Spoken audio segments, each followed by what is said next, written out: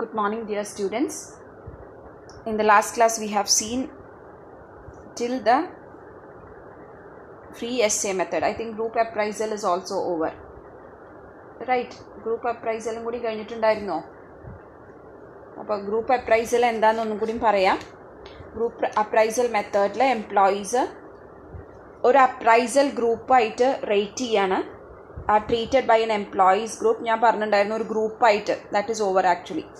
And next what is pending is one is field interview.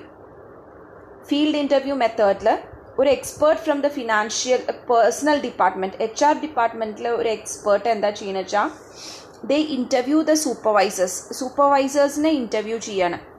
എന്തിനാ സൂപ്പർവൈസേഴ്സിനെ interview ചെയ്യണത്? To know about the subordinatesനെ കുറിച്ച് അന്വേഷിക്കാൻ സൂപ്പർവൈസേഴ്സിനെ to evaluate. Clear? The expert group, they interview the supervisor and obtain all the information. Clear? എന്നിട്ട് അയാൾ note down ചെയ്യും. ഓരോ എംപ്ലോയിനെ കുറിച്ചിട്ടും immediate സൂപ്പർവൈസർക്കാണ് charge ഉണ്ടാവുക. അപ്പോൾ ആ ഇമ്മീഡിയറ്റ് സൂപ്പർവൈസറോട് ചോദിക്കുന്ന അത്രയും പെർഫെക്ഷൻ വേറെ ആരുടെയൊന്നും കിട്ടില്ല. Clear? Actually, there is no rating and all. Rating form and all is not there. But overall rating is obtained. അത് എപ്പോഴും ശ്രദ്ധിക്കണം. ഓവറോൾ റേറ്റിംഗ് ആണ് ഒബ്റ്റെയിൻ ചെയ്യുന്നത്. Clear? So and based on the overall rating, the employees are classified as three. They are classified as outstanding, satisfactory and dissatisfactory or unsatisfactory. അങ്ങനെ മൂന്നായിട്ട് classify ചെയ്യാണ്. വേറെ കുറേ ഫാക്ടേഴ്സ് കുറേ റേറ്റിംഗ് സ്കെയിൽ ഒന്നുമില്ല. അവരോട് ചോദിച്ചിട്ടുള്ള ബേസിസിൽ വെച്ചിട്ട് they are classifying it into 3. Clear? അപ്പോൾ എല്ലാ ക്വസ്റ്റ്യൻസും അന്വേഷിക്കും. അതായത് ഒരു ജോബിന് വേണ്ടിയിട്ട് എന്തൊക്കെ റിക്വയർമെൻറ്റ്സ് ആണ് ആവശ്യം, എങ്ങനെയൊക്കെ പെർഫോം ചെയ്യണം. അപ്പോൾ പിന്നെ ഇത് ഒരു ആളെ എങ്ങനെ ചെയ്യണു എന്ന് മാത്രം അനലൈസ് ചെയ്യാൻ വേണ്ടിയിട്ടല്ല. What are the ways to improve a person, that is also analysed in particular. Clear? So this helps an employee to know about themselves, to clear their ability. Clear? So അവരുടെ weakness എന്താണെന്ന് identify ചെയ്യാൻ പറ്റും, അവരുടെ outstanding ability എന്താണെന്ന് identify ചെയ്യാൻ പറ്റും. And also future plan of action അല്ലെങ്കിൽ future training programme എന്തൊക്കെ അറ്റൻഡ് ചെയ്യണം എന്നും അറിയാൻ പറ്റും. ക്ലിയർ? പക്ഷേ ഈ success of this method depends upon the competency of the interviewer. If the interviewer is not good, then questions that may be asked to the supervisor also will be a failure, and even the accuracy cannot be expected. And one more thing is that when the number of employees is very small, this method is actually not it's not needed. കാരണം വളരെ ചെറുതാണെങ്കിൽ they can go for another method, but if it is a large organization, this method is highly useful. Clear? And but the main limitation is that എപ്പോഴും ഒരു HR manager ഈ ഒരു interview അപ്രൈസലുമായിട്ട് തന്നെ നടക്കേണ്ടി വരും. കാരണം this is a never ending process. അതാണ് ഈ ഒരു ഫീൽഡ് ഇൻ്റർവ്യൂവിൻ്റെ ഒരു ഡിസഡ്വാൻറ്റേജ് എന്ന് പറയുന്നത്. Is it clear for you? So that's all about field interview. And next you are going to see the nominations, which is a very small method. Clear? So what is nomination is that appraisers, അതായത് appraise ചെയ്യുന്ന ആൾക്കാർ ദേ identify exceptionally good, അത് മാത്രമേ അറിയുള്ളൂ. എല്ലാവരെ കുറിച്ച് അന്വേഷിക്കുകയല്ല. Exceptionally good അല്ലെങ്കിൽ exceptionally bad. അപ്പോൾ ഏറ്റവും നന്നായിട്ട് ചെയ്യുന്ന exception character, exceptionally good and bad. അപ്പോൾ അങ്ങനെയുള്ള ആൾക്കാരെ മാത്രം ഐഡൻറ്റിഫൈ ചെയ്യും. എന്തിൻ്റെ ബേസിസിൽ? അപ്പോൾ ഗുഡ് ആൻഡ് ബാഡ് മാത്രമാണ് നമ്മൾ അവിടെ ഐഡൻറ്റിഫൈ ചെയ്യുന്നത്. അതിൻ്റെ ബേസിസ് എന്താ വെച്ചാൽ ഒരു എല്ലാ ആൾക്കാരുടെ അടുത്തു നിന്നും അന്വേഷിക്കും, നോമിനേഷൻ കളക്ട് ചെയ്യും. Who are the exceptions. Clear? അതെന്തിനാ എക്സെപ്ഷൻസ് അറിയുന്നത് വെച്ചാൽ ഈ എക്സെപ്ഷൻസിനെ ട്രീറ്റ് ചെയ്യാനാണ് ഏറ്റവും ബുദ്ധിമുട്ട്. കാരണം ആവറേജ് പേഴ്സൺസിനൊക്കെ നമ്മൾക്ക് എളുപ്പത്തിൽ കൈകാര്യം ചെയ്യാം. Who are exceptionally bright and who are exceptionally poor has to be treated in a single way. അപ്പോൾ അവരെ സിംഗിളായിട്ട് ട്രീറ്റ് ചെയ്യാൻ വേണ്ടിയിട്ടാണ് ഈ മെത്തേഡ് യൂസ്ഫുൾ ആയിട്ടുള്ളത്. Clear? And next is work sample test. So ഈ ഒരു ലാസ്റ്റ് മെത്തേഡാണ് work sample test in the traditional methods. In this method employees are given work related test. Work related test എപ്പോഴും കൊടുത്ത് അങ്ങനെ അവരെ ഇവാലുവേറ്റ് ചെയ്യുക ചെയ്യണത്. Clear? Tests are given on the basis of the work that they perform. അവരുടെ knowledge level, അവരുടെ skill level ഒക്കെ analyse ചെയ്യാനുള്ള ടെസ്റ്റുകൾ കൊടുക്കും.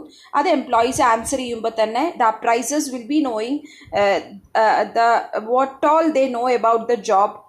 എംപ്ലോയീസിന് എന്തൊക്കെ കാര്യങ്ങൾ അറിയാമെന്നുള്ളതിനെ കുറിച്ച് ഒരു നല്ല ധാരണ കിട്ടും. And training is given on that sort. Clear? So these are the important traditional method. Again I am repeating, this traditional methods include confidential report, graphing scales, straight ranking, paired comparison, grading system, force distribution, checklist method, critical incident method, free essay method, group appraisal method, field review method, nominations, and finally the work sample test.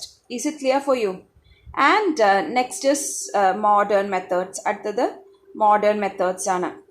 We have seen all these things. Next are the modern methods. First one is assessment method. Clear? Assessment center ആണ് അടുത്ത method. It is modern മെത്തേഡ്സിന് ഭയങ്കര relevance ആണ്. കാരണം ഇന്നത്തെ ഒരു rating അന്തരീക്ഷത്തിൽ modern method highly useful ആണ്. അപ്രൈസൽ ഇപ്പോൾ ഏറ്റവും ആദ്യം അസസ്മെൻറ്റ് സെൻറ്റർ ആദ്യം ഡെവലപ്പ് ചെയ്തത് USA clear, in 1943. This was developed in 1943. This is getting popularity only in our country. ഏറ്റവും ആദ്യം നമ്മളുടെ ഇവിടെയൊക്കെ ഈ ടെക്നിക്ക് യൂസ് ചെയ്തിട്ടുള്ളത് ക്രോംപ്റ്റൺ ഗ്രീവ്സ്, നമ്മൾ കേട്ടിട്ടുണ്ടാവും. ക്രോംപ്റ്റൺ ഗ്രീവ്സ് എന്ന് പറഞ്ഞ കമ്പനി, പിന്നെ Hindustan Lever. Clear? And they are using these techniques with highly positive results. അപ്പോൾ ആദ്യമൊക്കെ അസസ്മെൻറ്റ് സെൻറ്റർ യൂസ് ചെയ്തിരുന്നത് ഹയർ ചെയ്യാൻ വേണ്ടിയിട്ടാണ്. പക്ഷേ ഇപ്പോൾ അതല്ല, ഇവാലുവേറ്റ് ചെയ്യാൻ വേണ്ടിയിട്ടാണ് ഈ ഒരു മെത്തേഡ് യൂസ് ചെയ്യണത്. Assessment centre means it is A central location where the managers may be together to participate in job related exercise evaluated by trained observers. ഇതൊരു സെൻട്രൽ ലൊക്കേഷനിലാണ്. ഈ ഒരു ഇപ്പോൾ നമ്മളുടെ കമ്പനി ഒരുപാട് സ്ഥലത്തുണ്ട് വെച്ചാൽ ഒരു സെൻട്രൽ ലൊക്കേഷനിലാവും സിറ്റുവേറ്റ് ചെയ്യുക. മാനേജേഴ്സ് എല്ലാവരും വരും അവിടെ. എന്തിനാച്ചാൽ ജോബ് റിലേറ്റഡ് എക്സസൈസ് ചെയ്യാൻ വേണ്ടിയിട്ട് ട്രെയിൻഡ് ആയിട്ടുള്ള ഒബ്സർവേഴ്സ് ഉണ്ടാവും. അവർ കൊടുത്തിട്ടുള്ള ജോബ് റിലേറ്റഡ് ആയിട്ടുള്ള ടാസ്കുകൾ ചെയ്യാൻ വേണ്ടിയിട്ടാണ് ഇവർ വരുന്നത്. ക്ലിയർ? അപ്പം മാനേജേഴ്സിനെ ഇവാലുവേറ്റ് ചെയ്യുന്നതിൻ്റെ ഒരു ഐഡിയ എന്താ വെച്ചാൽ ഒരു പീരീഡ് ഓഫ് ടൈം അവരെ ഇങ്ങനെ ഇവാലുവേറ്റ് ചെയ്തുകൊണ്ടേയിരിക്കും. അത് കഴിഞ്ഞ് അവരുടെ ബിഹേവിയർ ഇവാലുവേറ്റ് ചെയ്തുകൊണ്ടിരിക്കും. വർക്ക് കൊടുത്തിട്ടാണ്, ഓരോ എക്സസൈസ് കൊടുക്കും അവർക്ക് ബൈ ഒബ്സർവിങ്. അവരെ ഒബ്സർവ് ചെയ്തിട്ടും അവരെ വർക്ക് കൊടുത്തിട്ട് നമ്മൾ പിന്നെ ട്രെയിൻഡ് ആയിട്ടുള്ള ആൾക്കാർ കണ്ടുപിടിക്കുക ചെയ്യുക. ഇപ്പോൾ ഒരു മാനേജേഴ്സിന് പല രീതിയിലുള്ള ടാസ്ക് കൊടുക്കും. അതായത് വർക്ക് ഗ്രൂപ്പ്സ് കൊടുക്കും. അപ്പോൾ ലീഡേഴ്സ് ഉണ്ടാവില്ല. അപ്പോൾ അവരെങ്ങനെ റിയാക്ട് ചെയ്യണു, ആരാണ് great leader, even computer technology use ചെയ്തിട്ടുള്ള simulations, role plays are given to them. അപ്പോൾ അതിനൊക്കെ എന്താ വെച്ചാൽ സക്സസ്ഫുൾ ആയിട്ടുള്ള പെർഫോമൻസ് ഉണ്ടെങ്കിൽ മാത്രമേ ചില ആട്രിബ്യൂട്ട്സ് അവർക്ക് ഉണ്ടോ എന്ന് ചെക്ക് ചെയ്യാൻ വേണ്ടിയിട്ടാണ് ഈ ഒബ്സർവേഷൻസ് ഒക്കെ റെക്കോർഡ് ചെയ്തിട്ട് റേറ്റേഴ്സ് എന്താ ചെയ്യുക വെച്ചാൽ റേറ്റ് ചെയ്യുന്ന ആൾക്കാർ അവർ കുറേ ആൾക്കാരുണ്ടാവും. അപ്പോൾ അവർ എല്ലാവരും കൂടി മീറ്റിംഗ് നടക്കും. എന്നിട്ട് അവർ കണ്ടെത്തിയ ഒബ്സർവേഷൻസ് ഡിസ്കസ് ചെയ്യും.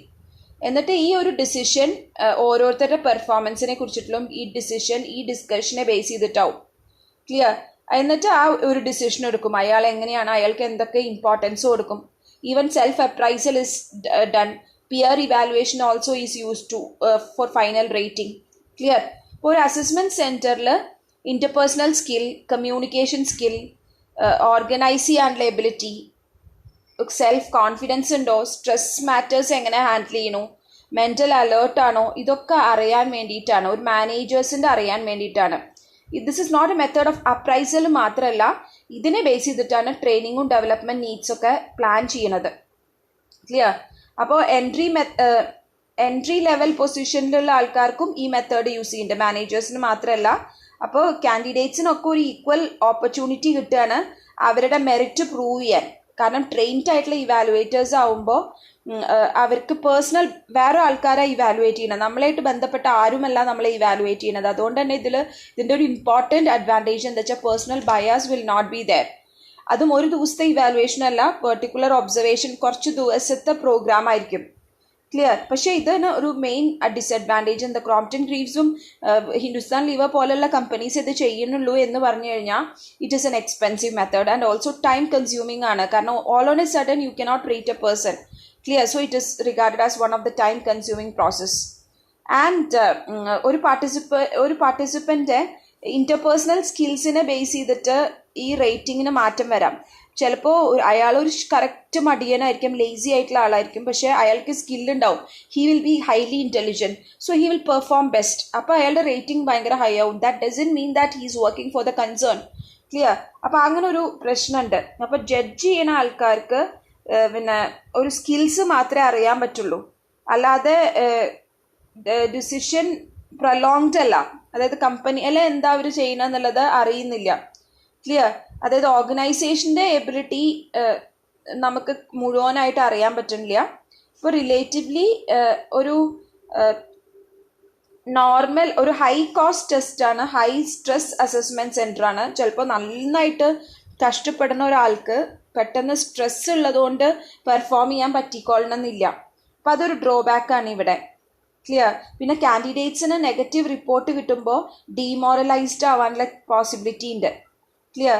പിന്നെ വേറൊരു ഇമ്പോർട്ടൻറ്റ് ഡ്രോബാക്ക് എന്താ വെച്ചാൽ, ഇപ്പോൾ പ്രൈവറ്റൈസേഷൻ്റെ ഒരു ഡ്രോബാക്കാണ് എല്ലാവർക്കും ഭയങ്കര സ്റ്റിഫ് കോമ്പറ്റീഷൻ ക്രിയേറ്റ് ചെയ്യും. Working atmosphere will be very tight. Clear. അപ്പോൾ ഫ്രീക്വൻ്റ്ലി ടെസ്റ്റ് കണ്ടക്ട് ചെയ്യാനുള്ള ഒരു ഡിഫിക്കൽട്ടി ഉണ്ടാവും. അപ്പോൾ ഈ ഒരു ടെസ്റ്റ് പെർഫോമൻസിനെ ബേസ് ചെയ്തിട്ട് ഇങ്ങനെ കുറേ കാലം ഇവാലുവേഷൻ നടക്കും. അപ്പം നമുക്ക് ഒരു ഡ്രോബാക്ക് അല്ലെങ്കിൽ നമ്മൾക്ക് ഒരു മോശമായിട്ടുള്ള ഒരു അസസ്മെൻ്റാണ് ഈ ടെസ്റ്റിൽ നടന്നത് വെച്ചാൽ നമുക്ക് അതിൽ നിന്ന് പുറത്തു വരാൻ it will take time. Clear. Effective ആക്കണമെങ്കിൽ ഗോൾസ് കൃത്യമായി, ഈ ഒരു അസസ്മെൻറ്റ് സെൻറ്റർ മെത്തേഡ് ഇഫക്റ്റീവ് ആക്കണമെങ്കിൽ goals should be correctly set and management support വേണം. ഹൈ ആയിട്ട് പൈസ ഇതിൽ ചെയ്യണം. ട്രെയിൻഡ് ആയിട്ടുള്ള ഇവാലുവേറ്റേഴ്സ് ആയ this is one of the best methods that you can have. And അധികം കോമ്പറ്റീഷൻ കൊണ്ടുവരാതെ നല്ല രീതിയിലുള്ള ഒരു ഇവാലുവേഷൻ ആക്കാനും കൂടിയും ശ്രദ്ധിക്കണം. Clear. This is the first method. Modern methods are very important. And next is human resource accounting that we will see in the next class.